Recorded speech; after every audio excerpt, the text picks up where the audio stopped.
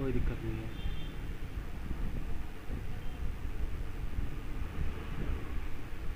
Okay, अब बनाओ, कहाँ पे रहते चाह रहे थे पढ़ाओ। तो अभी हम बात करने वाले हैं फ्रिक्शन के बारे में, ठीक है। और फ्रिक्शन में हम जानेंगे कि फ्रिक्शन एग्जैक्टली होता क्या है, कितने टाइप के फ्रिक्शन होते हैं, और फ्रिक्शन से एग्जैक्टली होता क्या है, राइट। Yes sir. ओके, तो आ जाते हैं फ्रिक्शन पे। दो टाइप के फ्रिक्शन होते हैं। सबसे पहला फ्रिक्शन क्या होता है, तो फ्रिक्शन क्या होता है, जब भी कोई बॉडी मूव करती है ना, या फिर किसी भी सरफेस के ऊपर मूव करने के लिए टेंड करती है, ठीक है, तो उसमें उस बॉडी पे अपोजिंग फोर्स लगता है। जैसे कि इसमें देखते हैं हम, इधर आओ, जैसे ये है हमारा ड्रो, बताता हूँ क्या हो रहा है।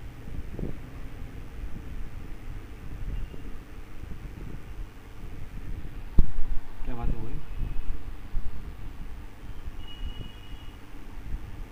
नोट रिस्पॉन्डिंग क्यों कर रहा है, अच्छा ठीक है। तो जैसे हमारी ये सरफेस है और ये सरफेस के ऊपर कोई बॉडी है, अगर ये बॉडी इस डायरेक्शन में मूव कर रही होगी तो इस पर एक अपोजिंग फोर्स लगता है जो कि उल्टी डायरेक्शन में लगेगा, इसकी अपोजिट डायरेक्शन में लगेगा। इस अपोजिंग फोर्स को हम क्या बोलते हैं, फ्रिक्शन, फ्रिक्शनल फोर्स बोलते हैं। क्लियर हो गई बात।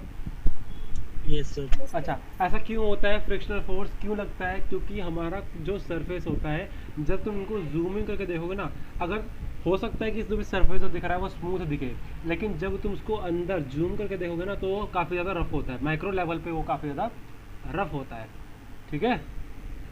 माइक्रो लेवल पे वो काफ़ी ज़्यादा रफ होता है, और वो रफनेस जो होती है सरफेस की, वो रिस्पॉन्सिबल होती है फ्रिक्शन के लिए। क्या रिस्पॉन्सिबल होती है, रफनेस ऑफ सरफेस। ओके, तो दो बातें मुझे पता लगी यहाँ से फ्रिक्शन के बारे में, कि फ्रिक्शन जो होता है, एक तो वो कब लगता है, जब कोई भी बॉडी मूव करती है, राइट, है ना, उसके अपोजिट डायरेक्शन में वो फ्रिक्शनल फोर्स लगता है, यस और नो। यस भैया। ओके, इसको हम अपोजिंग फोर्स भी बोल सकते हैं। क्लियर।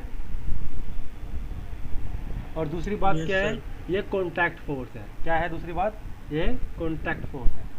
कॉन्टैक्ट, अब देखो दो तरीके के फोर्सेज होते हैं ना हमारी, कॉन्टैक्ट और नॉन कॉन्टैक्ट। जैसे अगर मैं तुम्हें धक्का मारूँ तो वो कौन सा फोर्स है, वो कॉन्टैक्ट फोर्स है।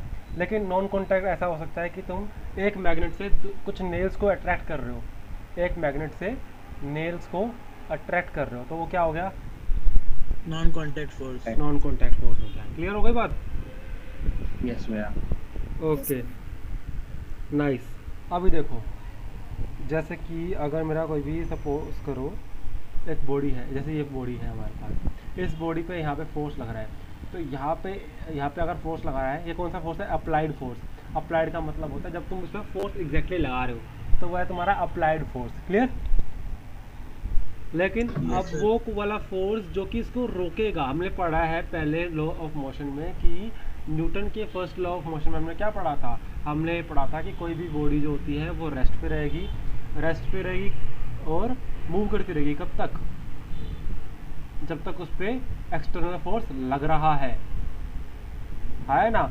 बॉडी रेस्ट पे तभी रखी रहेगी, कब तक रुकी रहेगी, जब तक उस पर एक्सटर्नल फोर्स ना लगाओ। इसको क्या बोलते थे हम, लॉ ऑफ इनर्शिया भी बोलते थे। याद आ रही है थोड़ी बहुत बातें तो, यस भैया याद है। याद है ना। सर नेट रिजल्टेंट फोर्स के परपेंडिकुलर नहीं होती थी अप्लाइड फोर्स।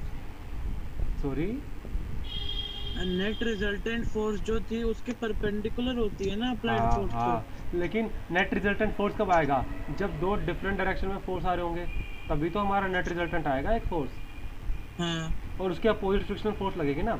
लेकिन यहाँ पे तो एक ही डायरेक्शन में फोर्स लग रही है, तो यहाँ पे कैसे लगाएगा तू नेट रिजल्टेंट फोर्स, यहाँ पे तो टोटल फोर्स उसी डायरेक्शन में है। तो जैसे कि बॉडी की रिजल्टेंट फोर्स ऊपर की तरफ है, सॉरी रिजल्टेंट फोर्स ऊपर की तरफ है। तुम बात कर रहे हो कॉन्टैक्ट फोर्स की। हाँ वो मैंने भी पढ़ाया नहीं है। नहीं, कॉन्टैक्ट फोर्स नहीं, तो आपने पढ़ाया था ना कि N is equals to reaction और हाँ रिजल्टेंट फोर्स। उस पर आ रहा हूँ, अभी आ रहा उसकी हूँ। बात कर। जो तू अभी बोल रहा है वो अभी पढ़ाने वाला हूँ मैं, 5 मिनट रुक जा। वो तो सुई पे आ रहा था, अगला वही है मेरा पॉइंट, ठीक है। देखो, when there is no applied force there is no static friction. Static friction क्या होता है, स्टैटिक फ्रिक्शन क्या होता है, जब भी कोई बॉडी हमारे कांटेक्ट में होती है, जब भी हमारी कोई बॉडी कांटेक्ट में होती है किसी सरफेस के, ठीक है, जब भी कोई बॉडी किसी भी सरफेस से कांटेक्ट में होती है और वहाँ पे मूव कर रही होती है, तो वहाँ पे कौन सा फोर्स लगता है हमारा? स्टैटिक फ्रिक्शन या स्टैटिक फोर्स बोल दो। अब लिखो, इसकी डेफिनेशन लिखो, जल्दी से लिखो। द फोर्स ऑफ फ्रिक्शन, देखो सर स्टैटिक फोर्स की हाँ जल्दी लिखो।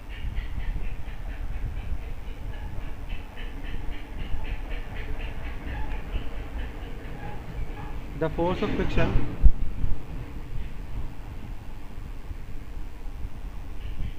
which comes into play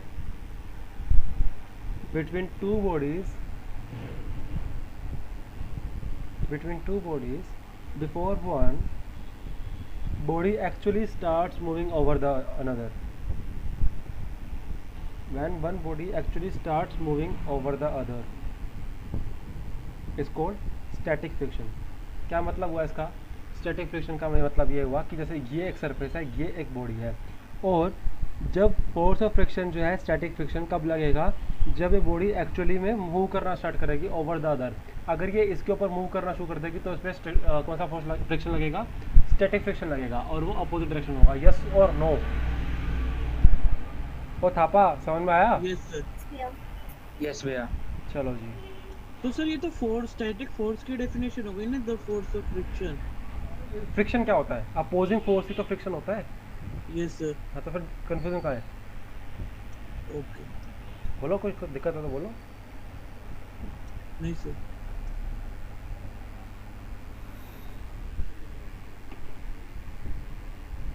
okay, अब हमारे पास आता है इम्पेंडिंग मोशन। अभी तुम्हें इसमें दिक्कत हो सकती है इस टर्म में कि इम्पेंडिंग का क्या मतलब होता है। देखो यार, इम्पेंडिंग का देखो यहाँ पे खुद लिखा है, the term impending motion means motion that would take place कब? Under the applied force if friction were absent. देखो कैसे, मतलब क्या हुआ? अगर ये मेरा सरफेस है, इस पर कोई बॉडी है और इसमें मैं कोई फोर्स लगाता हूँ और ये बॉडी मूव करना शुरू कर देती है। अगर ये मूव कर रही है और नीचे कोई फ्रिक्शन नहीं है, तो ये जो मोशन होगा इसको मैं इम्पेंडिंग मोशन बोलूँगा। अगर मैं क्लियर स्पष्ट शब्दों में बोलूँ तो इम्पेंडिंग मोशन वो मोशन होता है जब कोई भी बॉडी मूव करती है किसी भी अप्लाइड फोर्स से, जब वहाँ पे फ्रिक्शन ना हो, उसको बोलूँगा मैं। क्लियर? 3 पॉइंट ध्यान रखो। फ्रिक्शन नहीं है, सरफेस के ऊपर बॉडी मूव कर रही है। फ्रिक्शन नहीं है, सरफेस के ऊपर बॉडी मूव कर रही है, ठीक है। और जो मोशन है वो क्या है? हमारा इम्पेंडिंग मोशन है। क्लियर हो गई बात? Okay sir. Yes sir. Yes भैया। अच्छा देखो, एक क्वेश्चन आता है, बहुत ज़्यादा बार पूछता है क्वेश्चन कि static friction is always greater than the rolling friction. मतलब rolling friction is always less than static friction. क्यों, ऐसा क्यों होता है? भैया रोलिंग फ्रिक्शन में वो ऑब्जेक्ट का पार्ट कम लगता है ना। एग्जैक्टली। रोलिंग फ्रिक्शन में तुम नीचे टायर लगाते हो तो टायर का सिर्फ इतना जो एरिया है वही फ्रिक्शन के लिए एप्लीकेबल है। अगर पूरा डब्बा ऐसे नीचे रखा हुआ है, यहाँ पे पूरा नीचे वाला सरफेस एप्लीकेबल है फ्रिक्शन के लिए, तो ज़्यादा फ्रिक्शनल फोर्स लगेगा इस केस में। यहाँ नहीं लगेगा क्योंकि यहाँ पे देखो ना, सरफेस कम है जो कॉन्टैक्ट में है, और हमें पता है कि कॉन्टैक्ट फोर्स होता है फ्रिक्शनल फोर्स। क्या मेरी बात क्लियर आ रही है समझ में? Yes sir. सर तो क्वेश्चन ये था कि फ्रिक्शन किस में ज्यादा लगता है, स्टैटिक में या फिर रोलिंग में? Yes yes. तो स्टैटिक में ज़्यादा लगता है, रोलिंग में कम लगता है, क्योंकि रोलिंग में जो सरफेस होता है, एरिया ऑफ कांटेक्ट होता है ऑब्जेक्ट का सरफेस के साथ, वो कम होता है। क्या मेरी बात समझ में आ रही है? Yes sir. ओके, ठीक है, समझ में आया मेरे को। तो मुझे स्टैटिक फ्रिक्शन समझ में आया। अच्छा, इसके साथ मुझे तो रोलिंग फ्रिक्शन भी समझ में आ गया कि रोलिंग फ्रिक्शन कब होता है? जब भी कोई बॉडी मूव कर रही होती है तो जो एरिया कॉन्टैक्ट में है उस पर जो फोर्स लगता है वो रोलिंग फ्रिक्शन वाला फोर्स है। Yes sir. क्लियर हो गई बात? यस भैया। ओके, चलो जी, गुड। अब हम एक चीज़ पढ़ते हैं, फिर आगे की बात समझ में आएगी हमें। ये हमारे पास एक सरफेस है, ये हमारे पास एक बॉक्स है ना। अगर सपोज करो ये बॉडी इस तरफ मूव कर रही है तो इस पर फ्रिक्शन किस तरफ लग रहा होगा? इस तरफ। Yes sir. फोर्स ऐसे लगा रखा है और ऐसे स्मॉल एफ से मैं डिनोट करूँगा किसको? फ्रिक्शन को। स्मॉल एफ से डिनोट करूँगा किसको? फ्रिक्शन। फ्रिक्शन को। अच्छा देखो, ये क्या है मेरा, ये नॉर्मल फोर्स है, ये क्या है मेरा, ये तो normal Normal reaction, normal reaction वाला जो फोर्स होता है वही आएगा ना यहाँ पे। हाँ, रिएक्शन फोर्स। कैसे रिएक्शन फोर्स कैसे आता है, क्योंकि बॉडी नीचे भी तो वेट लगा रही होती है, और हमने थर्ड लॉ ऑफ हाँ मोशन से पढ़ा है कि every force has equal and opposite reaction, है ना, every action has equal and Yes. Opposite reaction. अगर नीचे की तरफ फोर्स लग रहा है तो ऊपर की तरफ भी तो लगेगा। ओके, तो ये वाली एरो और ये वाला एरो दोनों क्या है, वेक्टर है, क्योंकि फोर्स एक वेक्टर क्वांटिटी है, यस और नो। Yes sir. अच्छा, Yes, अब जो फोर्स लग रहा है, जो फोर्स लग रहा है वो कौन कौन सा लग रहा है बॉडी के ऊपर जब वो मूव कर रही है, फ्रिक्शनल फोर्स और normal force. Resultant force, sorry. अभी दिमाग में तेरे रिजल्टेंट फोर्स ही घूम रहा है, वो छोड़ दे अभी। ये है हमारा नॉर्मल फोर्स, ये है हमारा फ्रिक्शनल फोर्स। कब लग रहा है, जब बॉडी मूव कर रही है, हाँ या ना, हाँ Yes, सर। बोलो। yes भैया, उसका रिजल्टेंट फोर्स कैसा आएगा, ऐसा आएगा। हाँ, yes भैया, इसको क्या बोलेंगे, कॉन्टैक्ट फोर्स, क्या बोलेंगे इसको, कॉन्टैक्ट फोर्स। लिखो इसको, कॉन्टैक्ट फोर्स क्या होता है यहाँ पे, इसको बना लो कॉपी में। सर नेट रिजल्टेंट फोर्स भी तो इसी डायरेक्शन में होती है, किस डायरेक्शन में होती है, मतलब ये जहाँ पे जा रही है contact force. Net resultant force भी इसी डायरेक्शन में होती है। हाँ हाँ सर। हाँ, तो वो रिजल्टेंट ही तो है, तो उसी को तो बोला मैंने कॉन्टैक्ट फोर्स। अच्छा। सुन तो ले भाई ध्यान से।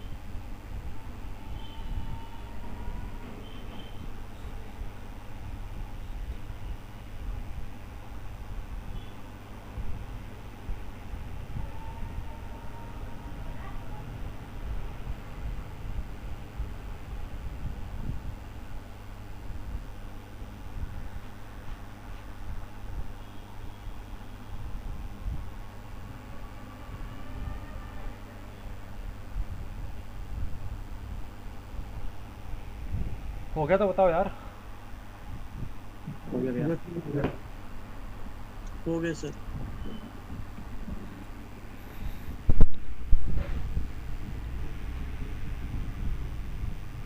अभी देखना, मैं अब एक क्वेश्चन पूछूंगा तो उसका आंसर बताना, ठीक है। रुको, इसको मिटा दे पहले। तो एक क्वेश्चन मैं पूछना चाहता हूँ तुम लोगों से कि अगर मेरे पास एक सरफेस है ऐसा, इसके ऊपर एक बॉडी लगी हुई है ऐसे, तो ये एक बॉडी वन है और ये सरफेस वन है। एक मेरे पास सरफेस ऐसा है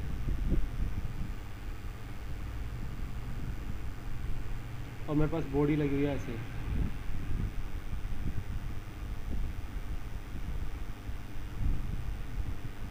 तो बॉडी वन में ज़्यादा होगा फ्रिक्शन या बॉडी टू में होगा, वन में होगा, वन में ज़्यादा yes भैया, होगा। bottom, बिकॉज स्मूथ सरफेस है। yes भैया, तो स्मूथ सरफेस में भी ज़्यादा होगा। टू में ज़्यादा होगा, क्यों ज़्यादा होगा बताओ। यहाँ पे भैया वो स्मूथ सरफेस नहीं है ना, तो जो रफ smooth surface सरफेस होता है, friction कम लगाती है। यस यस, जो रफ सरफेस होता है उसमें ज़्यादा फ्रिक्शनल फोर्स होता है। क्यों क्यों ज़्यादा होता है, क्योंकि उसमें इंटरलॉकिंग हो जाती है। देख रहे हो इंटरलॉकिंग, देख रहे हो। तुम खुद सोचो, अगर तुम्हारे एक हाथ है और दूसरा हाथ तुम उसके ऊपर से रगड़ रहे हो और तुम उसके ऊपर ऐसे हाथ रगड़ोगे तो इसमें फ्रिक्शन आएगा, और उंगलियों को इंटरलॉक करके फिर रगड़ने की कोशिश करो, कितना ज़्यादा फ्रिक्शन आएगा, है ना। इंटरलॉकिंग जो होती है ज़्यादा अपोजिंग फोर्स लगाती है, यस और नो। इसलिए तो इंटरलॉकिंग की जाती है चीज़ों की। समझ नहीं आया मतलब सर, मतलब, ये यहाँ पे तो जो जैसे है, कोई रियल लाइफ एग्जांपल देना है। जैसे देख अभी ध्यान से सोच, ये खुद सोच कि ये जो पार्ट है, इसको ऊपर आने में कितना फोर्स लगा होगा, फिर नीचे घुस गया तो फिर दम लगेगा दोबारा से इसको बाहर निकालने के लिए, समझ रहा है। हाँ तो सोच के देख, कोई दो ऑब्जेक्ट सोच ले तू ऐसी, कोई भी जो तेरे दिमाग में है ऐसे, जिसमें इंटरलॉकिंग हो सकती है, और तू एक ऑब्जेक्ट को दूसरे एक को स्टैटिक रखा हुआ है और दूसरे को मूव कर रहा है, तो सोच कितना फोर्स लगाना पड़ेगा तेरे को। हाँ। और इसमें देख, ऐसा सिंपल सरफेस है, स्मूथ सरफेस, उस पर तो दो चीज़ों को रगड़ रहा है। सपोज कर दो तेरे पास ग्रेनाइट के पत्थर है, उनको रगड़ रहा है, तो कितना स्मूथ हो जाएगा। मतलब ऑफ रोड सरफेस पे ज्यादा होता है friction as compare to highway. ऐसा सोच ले कि दो ईंट है तेरे पास, ईंट को उल्टा करके रगड़ रहा है तू, उसमें ज़्यादा फ्रिक्शन होएगा, या फिर ग्रेनाइट को रगड़ रहा है तब फ्रिक्शन होएगा ज़्यादा। तो ईंट को, ईंट क्यों, क्योंकि रफ सरफेस है। ग्रेनाइट जो पत्थर घर में लगता है वो तो स्मूथ होता है, हाँ सर। इसीलिए। अब समझ में आ गया स्मूथ सरफेस और रफ सरफेस का क्या सीन है। हाँ हाँ या ना। यस भैया। तो मेरे को ये सिंपल समझ में आया कि ये हमारा रफ सरफेस और स्मूथ सरफेस में क्या डिफरेंस होता है। क्लियर हो गया? यस भैया।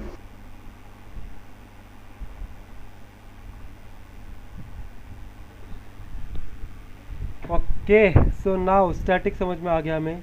अभी हमें 3 टाइप के फ्रिक्शन पढ़ने हैं। लिखो, स्टैटिक फ्रिक्शन, लिमिटिक फ्रिक्शन और काइनेटिक फ्रिक्शन।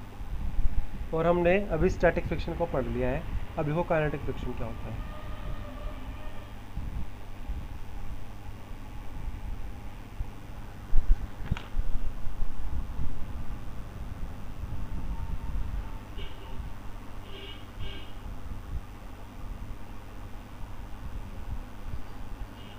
तीसरा टाइप कौन सा था sir? Limiting friction, लिमिटिक friction, limiting friction.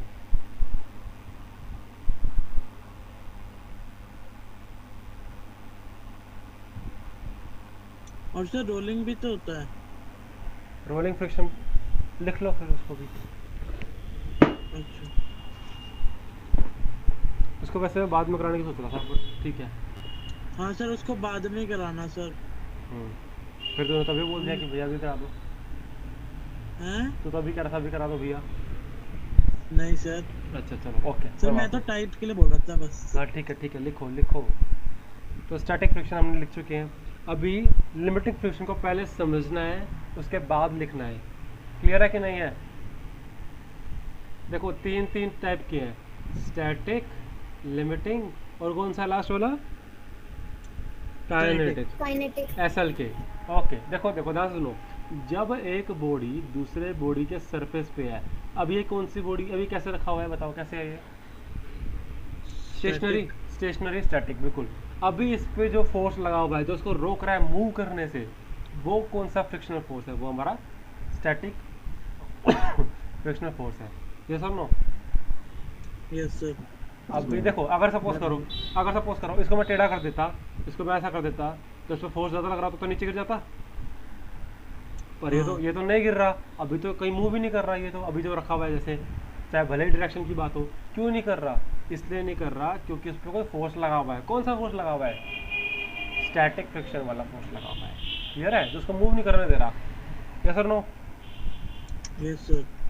Static friction वाला फोर्स वो फोर्स होता है जब कोई भी बॉडी दूसरे के ऊपर होती है। ठीक है, दो बॉडी आपस में सरफेस में कांटेक्ट में होती है ना, जब भी दो बॉडी का कांटेक्ट जब भी होता है सरफेस का, उस वाले फ्रिक्शनल फोर्स को हम कौन सा बोलते हैं? स्टैटिक फ्रिक्शनल फोर्स बोलते हैं। क्लियर हो गया? Yes sir. मतलब जब स्टार्ट होना शुरू कर दे, मतलब बॉडी मूव करना जो स्टार्ट करे, उससे वो वाला जो होता है उसको बोलते हैं हम। Okay, now limiting friction.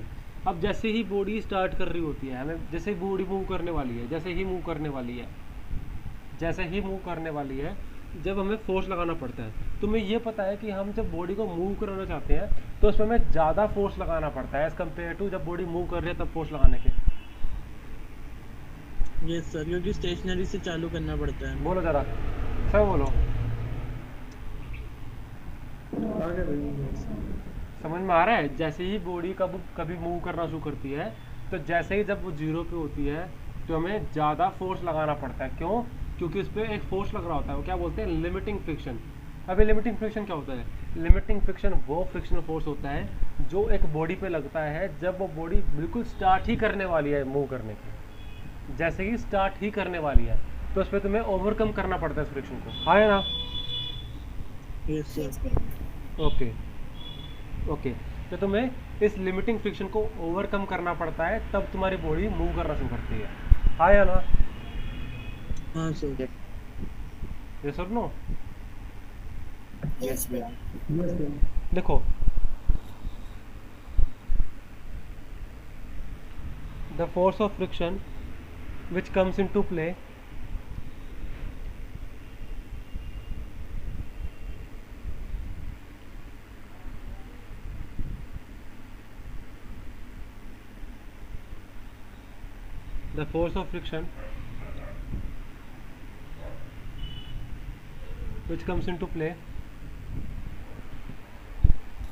when a body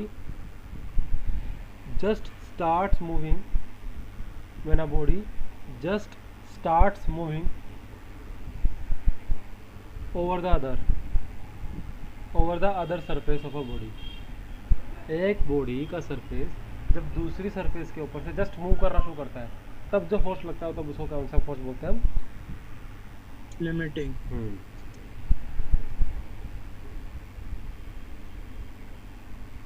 तो सर एक स्टेशनरी हो गया और एक चलने वाला है, तो अब तीसरा चलते हुए होता होगा है। हाँ, इसका मतलब क्या हुआ, जो हमारा काइनेटिक फ्रिक्शन, काइनेटिक का तो मतलब तुम्हें पता ही होता है मूवमेंट, तो इसका मतलब कोई भी बॉडी मूव कर रही है तो उस वक्त जो उस पर फोर्स लग रहा है मूव करते वक्त, वो वाला फोर्स कौन सा है? काइनेटिक फोर्स है। अच्छा भैया, ठीक है ठीक है। इसका मतलब क्या लिखेंगे इसकी डेफिनेशन हम? इसका मतलब तो ये हो गया कि the force of friction which comes into play, ये तो तुमने लिखा ही हुआ है, इसका क्या लिख लो, when a body is in a state of motion. जब भी कोई बॉडी मोशन में होती है तब उसमें भी कोई फ्रिक्शन लग रहा होता है, तो वो फ्रिक्शन कौन सा होता है? काइनेटिक फ्रिक्शन होता है, जिसको हम डायनामिक भी बोलते हैं।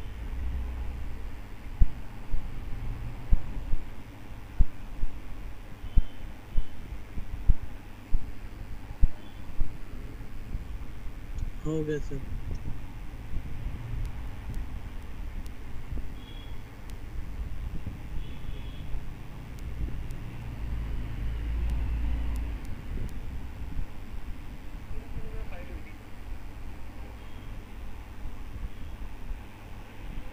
हो गया? हाँ सर। Yes, भैया। ठीक ठीक ठीक है ठीक है ठीक है, ओके ओके।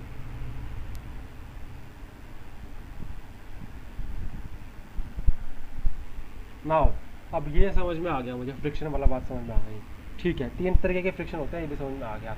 अच्छा भैया ठीक है, तो भैया सर ग्राफ कैसे बन सकता है? तीनों का ग्राफ बन सकता है क्या? हाँ यार बिल्कुल बन सकता है, क्यों नहीं बन सकता।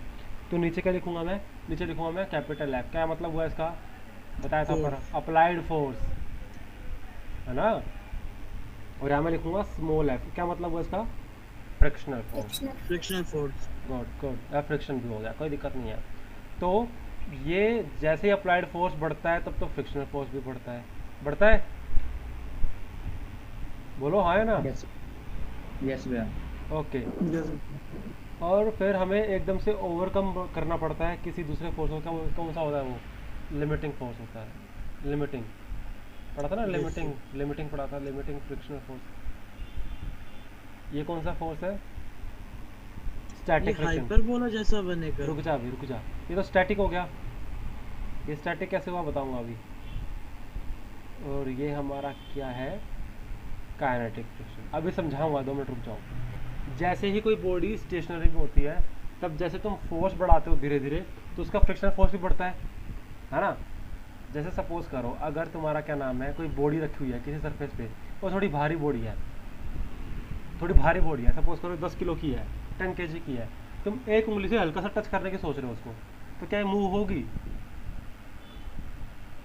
नो भैया। क्यों? उसका स्टैटिक फ्रिक्शन ज़्यादा है। तो तुम्हें क्या करना पड़ेगा? अप्लाइड फोर्स को बढ़ाना पड़ेगा। कब तक बढ़ाना पड़ेगा? जब तक उसका लिमिटिंग फोर्स को ओवरकम ना कर दे, क्योंकि लिमिटिंग फोर्स वो फोर्स होता है जो उसको रोक के रखता है कि भैया अभी मूव नहीं करना, है ना। और लिमिटिंग फोर्स को ओवरकम करते ही तुम्हारी बॉडी मूव करना शुरू कर देगी। आटे की थैली रखी होगी ना घर पे, उसको थोड़ा सा मूव करने की कोशिश करना, धीरे धीरे पुश करने की कोशिश करना, तुम्हें पता लगेगा कि वो मूव नहीं हो रही है, तो थोड़ा और पुश करना, थोड़ा और पुश करोगे तो तुम्हें पता लगेगा कि लास्ट में तुमने ज़्यादा फोर्स लगाया, उसके बाद जब तुमने पुश करना शुरू किया तब धीरे धीरे लग रहा है, हाँ है ना। जैसे सपोज करो कि गोडाउन में जाते हो तुम लोग, गोडाउन में कभी गए नहीं होगे शायद, तो वो बोलता है ना छोटू कार्टन लेके आ, तो कार्टन के ऊपर ऐसे रस्सी होती है, वो ऐसे झुकता है और उसको पकड़ता है और तेजी खींचता है और फिर पैर धीरे धीरे चलाता है पीछे की तरफ भाग भाग के। समझ रहे हो मैं क्या कहना चाह रहा हूँ? देखा नहीं होगा तुमने शायद, ये देखा कि नहीं देखा पता नहीं। हाँ सर समझ गए। समझ गया ना कि वो हाँ। उसको सपोज करो तुम्हें कुछ घिसाड़ना है, ऐसे कुछ घिसाड़ना है, कट्टे को जैसे घिसड़ते हैं। हाँ, तो क्या करना पड़ता है? शुरुआत में थोड़ा सा फोर्स लगता है, फिर जल्दी जल्दी हो जाता है, ज़्यादा फोर्स लगाने की जरूरत नहीं पड़ती, फिर शुरुआत में लगती है थोड़ी सी फोर्स ज़्यादा, है ना। Yes, भैया।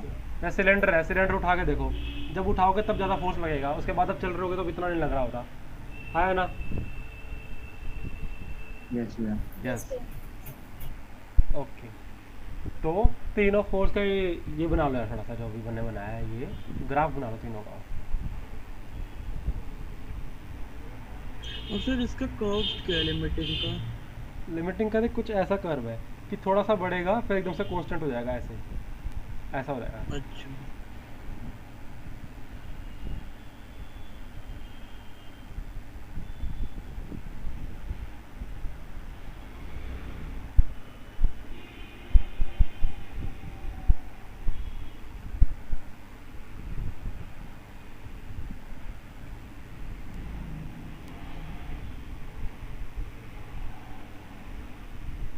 हो गया भाई, समझ में आ रहा है? यस भैया। हो गया सर।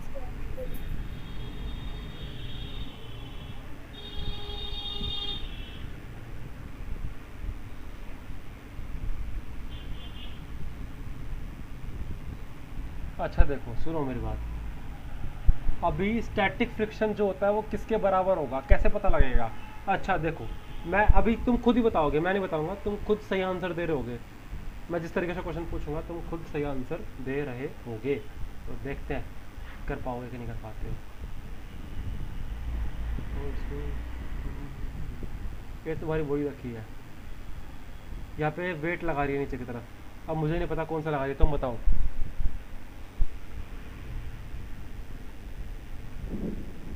ये जो वेट है वही फोर्स लगा दी। ऑब्वियसली जो वेट है इसको मैं mg बोल दूं क्या?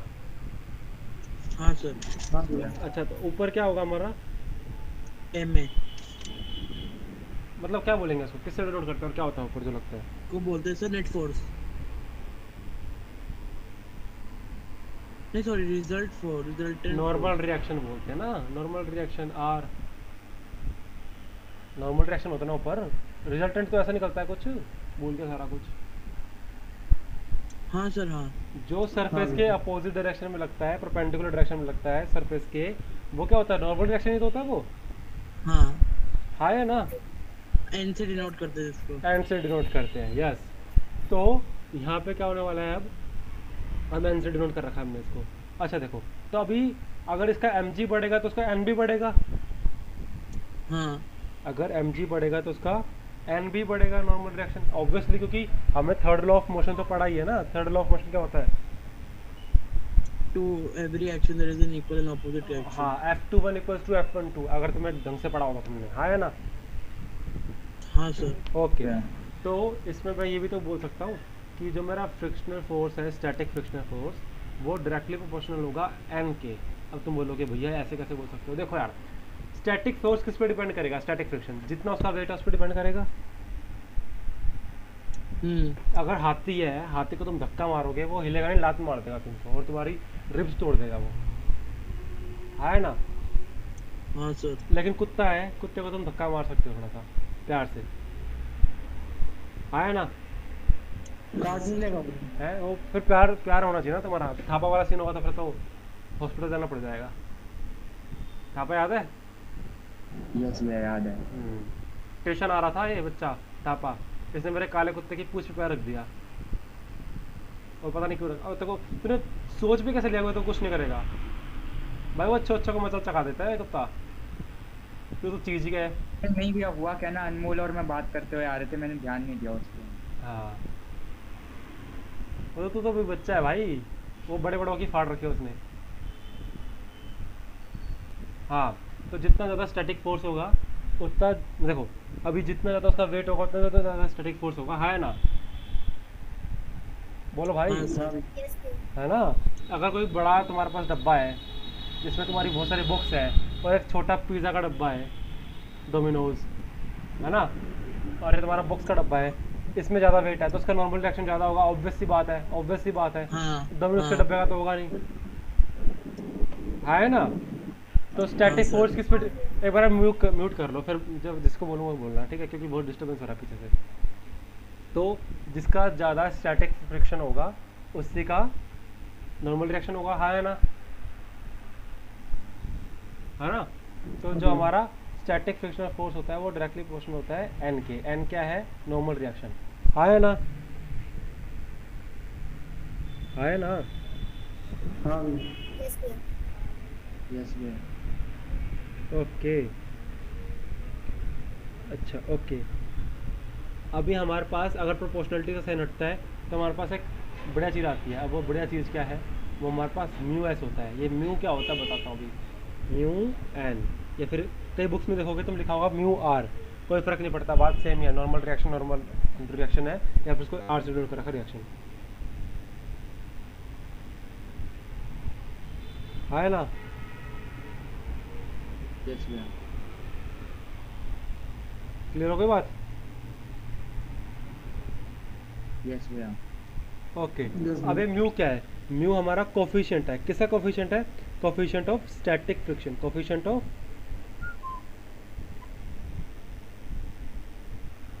बोलो। Static friction. अच्छा, ये कोफिशिएंट ऑफ स्टैटिक फ्रिक्शन क्या होता है? ये डिफाइन करता है, किसको डिफाइन करता है? रेशो को। किसका रेशो है बताओ, कौन बताएगा? स्मार्ट बच्चा कोई हो तो बताओ जल्दी से। इजी है, बहुत इजी है। फोर्स क्या नाम है, फ्रिक्शन इज टू क्या बोलते हैं उसको, नॉर्मल रिएक्शन रिएक्शन। फोर्स। इससे ही बात Normal है reaction। है ना। कैसे कैसे पता लगाया बच्चे ने? इसने इसको नीचे भेज दिया। नीचे चला जाएगा। हाँ, तो इसने क्या किया? एफ एस अपॉन एन किया। ये क्या आया हमारा? म्यू आया, म्यू एस। ये एस क्यों लिखा हुआ है? अगर सपोज करें म्यू एल होता तो क्या मतलब समझते तुम इसका? Coefficient of limiting friction. अगर म्यू क्यों होता तो कोफिशिएंट ऑफ काइनेटिक फ्रिक्शन। क्या मुझे बात समझ में आ रही है? यस। अगर म्यू आर होता तो कोफिशिएंट ऑफ रोलिंग फ्रिक्शन। हाँ है ना। यस भैया। ओके, तो एफ एस अपॉन एन, ये रेशो होता है। किसका रेशो है? स्टैटिक फ्रिक्शन का, coefficient of static friction. Clear हो गया? लिख लेना है बात, इंपॉर्टेंट चीज़ है भाई, मजाक की बात नहीं है, इंपॉर्टेंट है थोड़ा। हाँ सर, आगे समझ।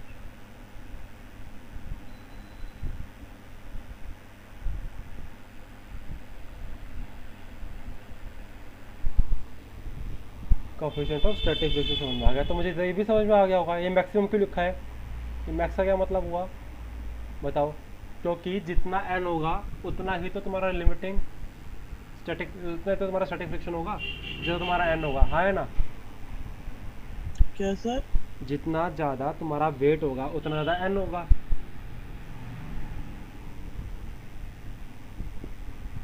हाँ भैया। जितना ज़्यादा वेट होगा उतना ज़्यादा तो एन होगा, और उतना ज़्यादा ही Yes. तो एफ एस होगा। हाँ है ना। यस भैया।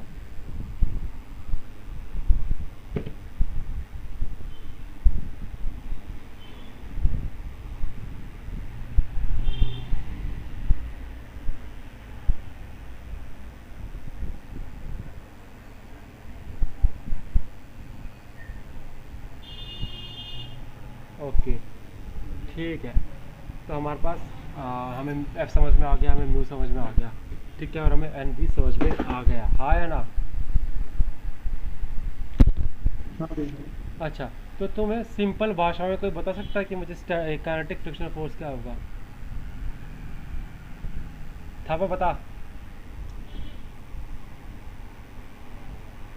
भैया जो फोर्स पुश करने पर लगता है उसको हम बोलते हैं काइनेटिक फ्रिक्शन फोर्स। मतलब कोई भी बॉडी मूव कर रही है तो उस पर जो अपोजिंग फोर्स लगता है उसको हम बोलते हैं काइनेटिक फ्रिक्शनल फोर्स। पूरा बोला कर भाई।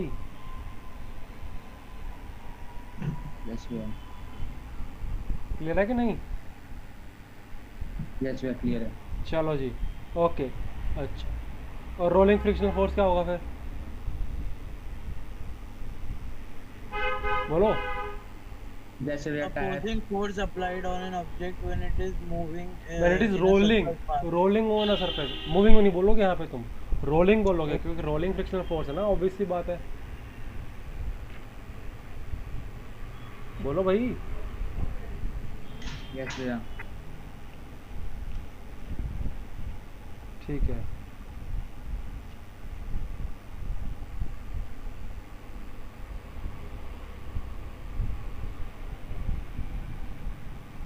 अच्छा, अभी रिलेटिव मोशन का भी समझ लेते हैं कॉन्सेप्ट क्या है।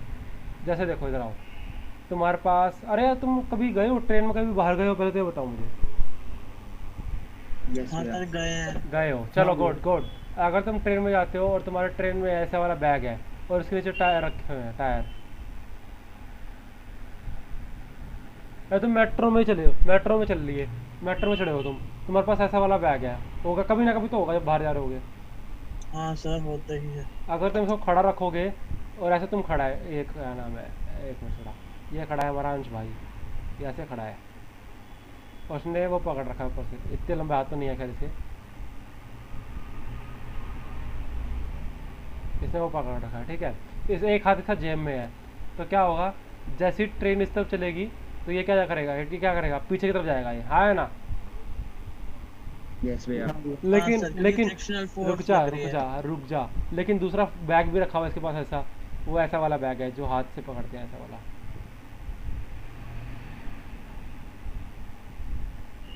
ये वाला बैग है, ये तो नहीं हो रहा, ये तो नहीं मूव किया पीछे, बताओ क्यों।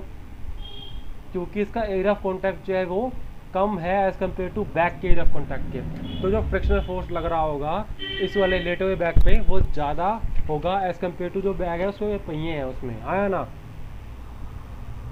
यस भैया। तो भाई समझ में आ रहा है, यस भैया। बोलो भाई। यस भैया।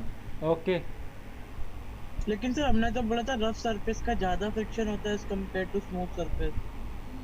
तू दो कॉन्सेप्ट उल्टा क्यों बढ़ा रहा है, वो अलग चीज़ है। यहाँ पे हम बात क्या कर रहे हैं, एरिया ऑफ कॉन्टैक्ट की बात कर रहे हैं, रफ अच्छा। सरफेस की बात नहीं कर रहे। अब हम एरिया ऑफ कॉन्टैक्ट की बात कर रहे हैं। और जैसे एरिया ऑफ कांटेक्ट घटेगा वैसे ही फ्रिक्शन बढ़ेगा। वैसे एरिया ऑफ कॉन्टैक्ट जैसे बढ़ेगा, एरिया ऑफ कॉन्टैक्ट जब बढ़ेगा तब फ्रिक्शनल फोर्स बढ़ेगा, जब एरिया ऑफ कॉन्टैक्ट घटेगा तब फ्रिक्शनल फोर्स घटेगा। इसका एरिया ऑफ कॉन्टैक्ट कम हुआ ना, तभी तो फ्रिक्शन कम हुआ, तभी तो मूव करना शुरू कर दिया इसने। इसके पास तो स्टैटिक फ्रिक्शन था पूरा भरपूर मात्रा में, तो क्योंकि सर फ्रिक्शन फोर्स रोकता है क्या ऑब्जेक्ट को? नहीं भगाता है। कैसे, कैसा क्वेश्चन है ये, अच्छा अच्छा अच्छा। क्या बात कर दिया यार, इतने टाइम से हम फ्रिक्शनल फोर्स पढ़ रहे हैं, अपोजिंग फोर्स अपोजिंग फोर्स, और तो वही क्वेश्चन पूछ रहा है, क्या बात कर रहा है यार। Okay sir. रोकता है तभी तो बात हो रही है भाई। हाँ ओके ठीक है, फ्रिक्शनल फोर्स रोकता है भाई। अब रिलेटिव मोशन का ये सीन था, जब से क्या हुआ, जैसे ही तुमने किसी बॉक्स को कंपार्टमेंट में रखा ट्रेन के जिसमें पहिए लगे हुए हैं, तो वो भी मूव करना शुरू कर देगा पीछे की तरफ अपोजिट टू ट्रेन डायरेक्शन। कब, जब उस पर पहिए लगे हैं और उस पर ब्रेक नहीं लगा रखे तुमने, ठीक है। क्योंकि आजकल जो होते हैं अमेरिकन टूरिस्ट के बैग जो होते हैं उसमें टायर के ऊपर देखोगे ध्यान से तो ऐसा कुछ होता है, ऐसा एरिया, इस पर पैर से टक करोगे तो इसको चिपक जाएगा यहाँ पे, और फिर हाँ, मूव नहीं करेगा, लॉक हो जाएगा। ऐसा होता है ना, एक पहिया और एक तरफ ऐसा होता है स्टैंड, हाँ तो यहाँ पे भी लॉक करने के लिए होता है, पीछे की तरफ होगा ना ऐसे, तो इसको फिर खोलना भी पड़ता है। क्लियर है कि नहीं। हाँ सर। यस भैया। हाँ चलो nice, good. Determine the maximum acceleration of a train in which a box is lying on its floor will remain stationary given that the coefficient of static friction, मतलब mu कितना है, 0.15 है। अच्छा, तो coefficient of static friction दे रखा तो F S होता है equals to mu S into में एन, एन क्या होता है, एम जी होता है, है ना। यस भैया। बोलो भाई। सर ऊपर Yes, वाला तो एमए होता है, क्या ऊपर वाला फोर। ऊपर वाला एन होता है, एन होता है, एन किसके बराबर होता है, क्या सर? सर जो ऊपर होती है वो तो एम में होती है ना फोर। ये एन होता है, ये एम जी होता है, हाँ तो यहाँ पे हाँ। एन होता है, एन किसके बराबर होगा ये बता दे मुझे, एम जी के। है ना, हाँ एम जी के बराबर होगा, यस और no. Yes sir. Okay okay okay nice. अगर हमारा जो फ्रिक्शनल फोर्स होगा और जो हमारा फ्रिक्शनल फोर्स है, लेट अस से ये जो फ्रिक्शनल फोर्स है ये किसके बराबर होगा, फ्रिक्शनल फोर्स किसके बराबर होगा, अप्लाइड फोर्स के, पढ़ा था ना। हाँ स्टैटिक है और ये तो, अगर काइनेटिक होता तो चेंज कम होता, ये तो स्टैटिक है तो बराबर ही तो होगा अप्लाइड फोर्स के, यस और नो। हाँ सर। समझ नहीं आ रहा तुम्हें, है ना। अगर कोई बॉक्स रखा हुआ है इस पर स्टैटिक फ्रिक्शनल फोर्स लग रहा है, तुम इसको फोर्स लगा रहे हो तो इस तरफ भी तो फोर्स लगता है इसके अपोजिट डायरेक्शन में, कौन सा फोर्स होता है वो, फ्रिक्शनल फोर्स जिसको रोक के रखता है, हाँ है ना। हाँ भैया। अगर तुमने यहाँ फोर्स लगाया तो यहाँ से नीचे की तरफ से फोर्स लग रहा होगा इसको रोकने के लिए, स्टैटिक फ्रिक्शनल फोर्स। अगर ये बॉडी मूव नहीं कर रही है, ठीक है, और बस अबाउट टू मूव करने वाली है, तो उसका जो उसका अप्लाइड फोर्स है वो बराबर हो जाएगा किसके, फ्रिक्शनल फोर्स के। समझ में आया क्या? हाँ भैया। अच्छा, तो ये फ्रिक्शनल स्टैटिक फ्रिक्शनल फोर्स किसके बराबर हो जाएगा, एम ए की, हाँ है ना? यस भैया। M A mu S into M G. अब ये मास किसका है, बॉडी का ही तो मास है, तो मास से मास गया, और ए कितना हो जाएगा तुम्हारा एक्सीलरेशन, बोलो 0.15 दे रखा था, हाँ है ना? यस भैया। और जी कितना होता है, जी कितना होता है बताओ? 9.8। 9.8 ले लो, 10 भी ले सकते हो, इस केस में 10 ले रखा है तो 10 ले लो, तो कितना हो रहेगा 1.5 मीटर पर सेकेंड स्क्वायर। स्क्वायर क्यों? क्योंकि एक्सीलरेशन है। क्या, कितना सिंपल क्वेश्चन था, आगा कि नहीं आया? आ गया भैया। सिंपल था कि नहीं था भाई? सर ये हाँ मेरे को एमए वाला बात फिर से समझा दो कि एक बार एफएस को हमने एमए क्यों लिखा? हाँ यार रुक जा 2 मिनट, मिटा दो उसको। हाँ सर, हम एमए की जगह डायरेक्ट भी तो एफएस की वैल्यू दे रखी, जैसे तो 15 लिख सकते थे, उसको एमए में कन्वर्ट करके एफ एस की M से थोड़ा तो M2 रखी है, क्वेश्चन ध्यान से पढ़ा, एफ एस की वैल्यू नहीं दे रखी भाई, वो म्यू की वैल्यू दे रखी है मेरे भाई।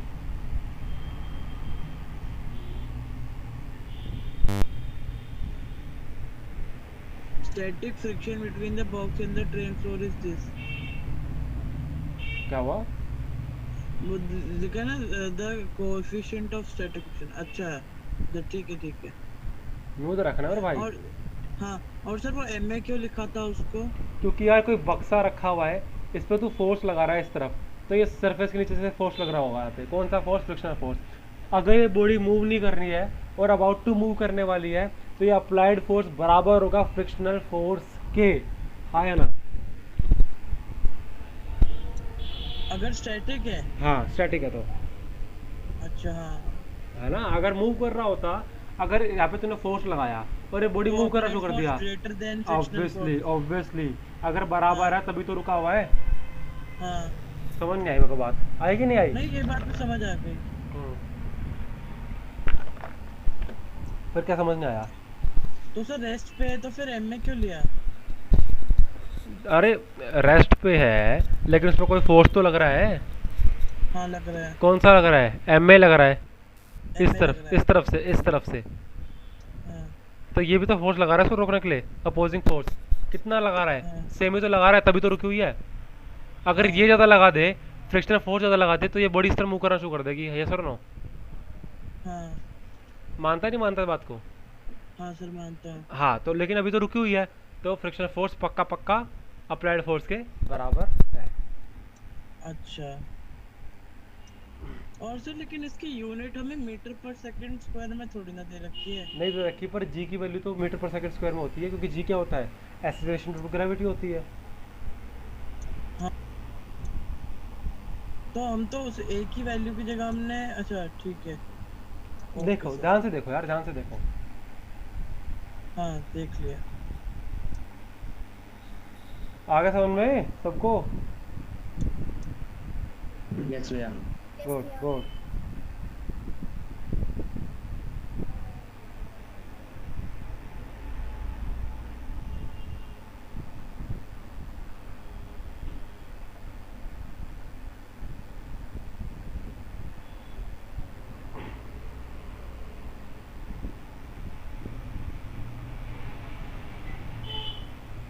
एक क्वेश्चन पढ़ो जरा कोई बच्चा।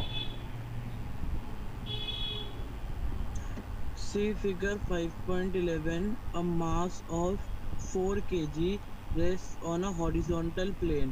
और रुक जा, The पहले पहले पहले तो कुछ पॉइंट्स बताने हैं, उसके बाद कराऊंगा यार। ये नेक्स्ट क्लास में हो पाएगा, अभी कुछ पॉइंट्स बताने हैं मुझको, इंपॉर्टेंट पॉइंट्स। लिखो पहले लो तो लिख लो, लिमिटिंग फ्रिक्शन के लॉज का क्या होता है, पहला पॉइंट लिखो जल्दी से। सबसे पहला बहुत सिंपल लिखूंगा, लिखो आराम से। Laws। हाँ, लॉ ऑफ लिमिटिंग फ्रिक्शन।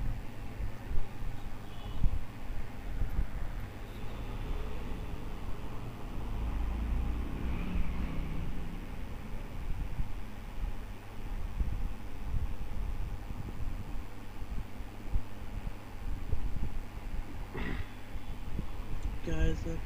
सबसे पहले लिखो, जो लिमिटिंग फ्रिक्शन का फोर्स होता है वो डिपेंड करता है कि सरफेस का नेचर कैसा है। It will depend upon the nature of surface.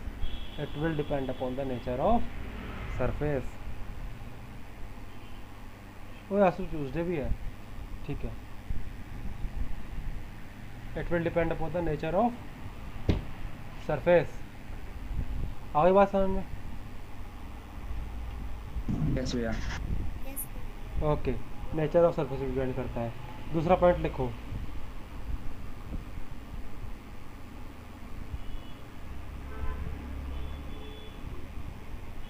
जो लिमिटिंग फ्रिक्शन होता है ना हमारा, लिमिटिंग फ्रिक्शन की बात हो रही है यहाँ पे, स्टैटिक की बात नहीं हो रही, ध्यान रखना।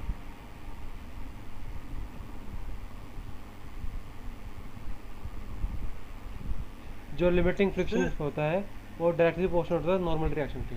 हाँ बोल, लिखो उसको। डायरेक्टली प्रोपोर्शनल होता है नॉर्मल रिएक्शन आर के। ये सर नो?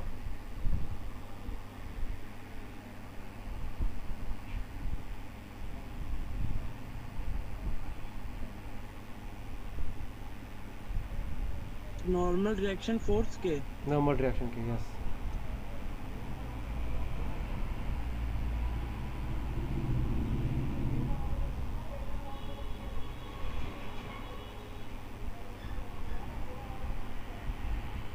तो सर हमारा एफएस भी डायरेक्टली प्रोपोर्शनल था इनके, हाँ, तो ये भी। ये हमारा बेसिकली जो हमारा नॉर्मल रिएक्शन है ना हाँ दो सरफेस के बीच में, हाँ उस पर डिपेंड करता है। जो हमारा स्टैटिक था, अच्छा भैया स्टैटिक वाला भी तो था। हाँ था, वो भी था।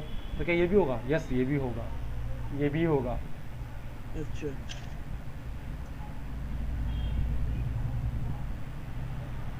और सर ये बॉडी पे डिपेंड करता है, उसका एक बार एग्जांपल बताओगे? क्या मतलब? थोड़ा और पूछ। कि जो नेचर ऑफ सरफेस, सॉरी। नहीं, हाँ हाँ, अगर ज़्यादा सरफेस हो, रफ सरफेस होगा तो ज़्यादा फ्रिक्शनल फोर्स होगा, ज़्यादा स्मूथ हाँ। होगा तो कम फ्रिक्शनल फोर्स होगा। सिंपल। ऐसा खुद सोच रहे ना, पानी के ऊपर तू चलेगा, अगर तू वो स्केट्स पहन ले और फिर चल हाँ। के देख, ऐसा पीछे की तरफ गिरेगा हाँ और आगे की तरफ पैर जाएंगे, पीछे की तरफ गिरेगा। क्यों? क्योंकि फ्रिक्शनल फोर्स कम हो गया। मैं तो बहुत गया था स्केटिंग्स में, तो मेरा एक टांग तो मैं स्प्रिंग रोज में सीखी थी, एक ऐसा और एक ऐसा और एक ऐसा और एक ऐसा टायर होता है, और दूसरा टांग होता हाँ है, सर। इसको ऐसा ऐसा करना पड़ता है, ऐसा ऐसा ऐसा उल्टा रखना पड़ता है, मतलब ऐसा रखना पड़ता है पैर को, ताकि ये वाला आगे ना भाग जाए। ये रोक के रखे इसको, ये वाला टांग। हाँ हाँ, तो ये वाला रोक के रखता है, ठीक है। तो ये क्या कर रहा है? इसको फ्रिक्शन लगा रहा है, क्योंकि ऐसे तो मूव करेगा नहीं, इस तरह मूव कर सकता है या इस तरह मूव कर सकता है, ऐसे तो मूव करेगा नहीं, तो ये रोक के रखेगा। अगर मैं इसको दोनों को सीधा ऐसे खड़ा कर दूँ, दोनों टायर इसको ऐसे से, तो ये आगे तरफ जाएंगे, मैं पीछे की तरफ गिर जाऊँगा, है ना? अच्छा। हाँ तो मुझे थोड़ा झुक के खड़ा होना पड़ता है ताकि हो जाए। ज़्यादा झुकोगे तो पीछे तरफ गिर जाएगा, क्योंकि नॉर्मल रिएक्शन फोर्स भी तो लग रहा होता है, नॉर्मल ये लग रहा होता है, तुम इस तरफ झुक गए, है ना, तो इस तरफ लग जाएगा पूरा फोर्स। समझ में आया क्या? तो एरिया ऑफ कॉन्टैक्ट पर भी डिपेंड करता है तुम्हारा कितना फ्रिक्शनल फोर्स होगा।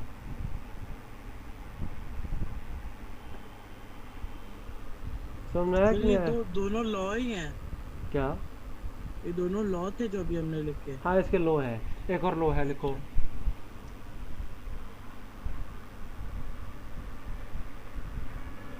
जो लिमिटिंग फ्रिक्शनल फोर्स होता है ये अपोजिट डायरेक्शन में लगता है, ऑब्वियसली बात है, वो तो ऑब्वियसली बात है ना। It acts in the opposite direction. जितना ही फ्रिक्शनल फोर्स होगा सारा अपोजिट डायरेक्शन में होगा। समझ में आ रहा है कि नहीं आ रहा हमें? अरे भैया।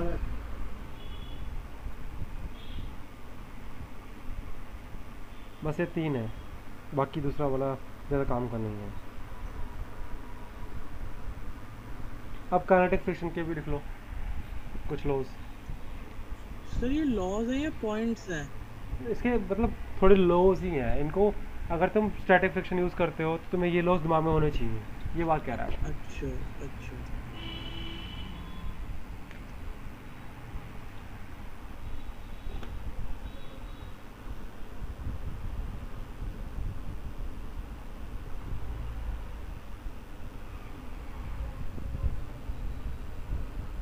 क्या है सर इसके?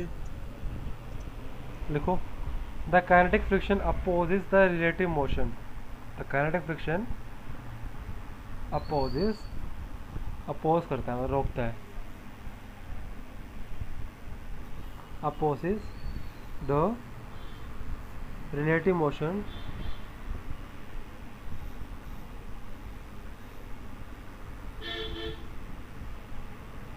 opposes the relative motion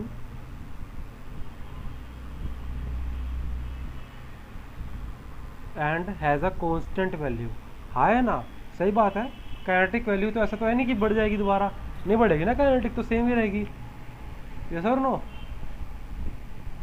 अगर कोई बॉडी मूव कर रही है उस पर हल्का हल्का जो कांस्टेंट फोर्स लगा हुआ है, या इसको ऐसे समझो कि अगर तुम स्कूटी चला रहे हो तो स्कूटी की रेस दे रहे हो, तो ऐसा तो है नहीं कि चलते चलते अगर तुम 40 पे तुम्हें चला के रखनी है, 40 पे चले रखनी है, तो तुम्हें रेस बढ़ाती रहनी पड़ेगी, नहीं रखना पड़ता ना ऐसे तुम्हें। हाँ है ना? यस भैया। समझ नहीं आया?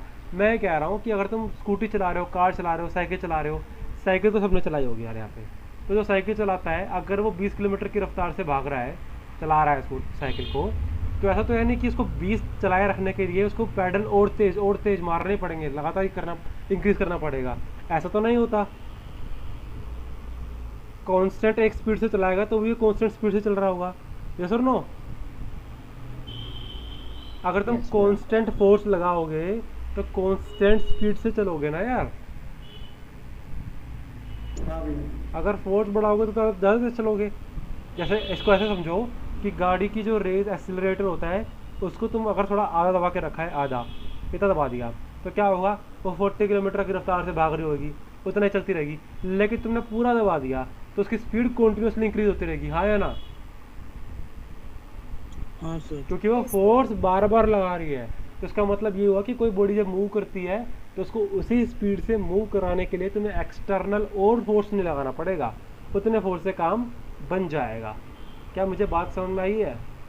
हाँ sir, the point that the connection kinetic friction opposes the relative motion and has a constant value. okay sir।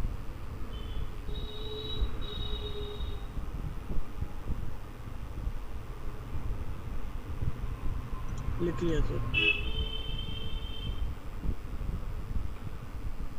ये जो काइनेटिक फ्रिक्शन होता है ज़्यादा वेलोसिटी पर डिपेंड नहीं करता, जब तक कि वेलोसिटी बहुत कम या बहुत ज़्यादा ना हो। ये वेलोसिटी पे तब तक डिपेंड नहीं करेगा जब तक वेलोसिटी बहुत ज़्यादा या बहुत कम ना हो। तो kinetic friction does not depend upon velocity, ठीक है। और गिवन डैट, गिवन क्या है कि वेलोसिटी तुम्हारी ना ज़्यादा होनी चाहिए ना कम होनी चाहिए, ठीक है। अप्रूव इट से।